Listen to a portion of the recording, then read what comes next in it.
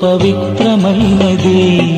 ఘనుడైన దేవుడు ఏర్పరచినది వివాహమన్నది పవిత్రమైనది ఘనుడైన దేవుడు ఏర్పరచినది ఘనుడైన దేవుడు ఏర్పరచినది దేహములో సగభాగముగా మనుగడలో సహచారిణిగా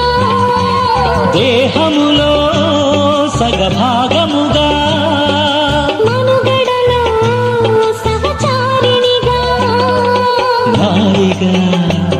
సహకారిగా స్త్రీని నిర్మించినాడు దేవుడు నారిగా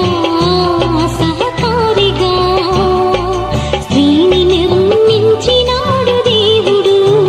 ఒంటరిగా ఉండరాదని జంటగా ఉండమేలని ఒంటరిగా ఉండరాదని జంటగా ఉండమేలని శిరసుగా నిలవాలని పురుషుని నియమించినాడు దేవుడు శిరసుగా నిలవాలని పురుషుని నియమించినాడు దేవుడు.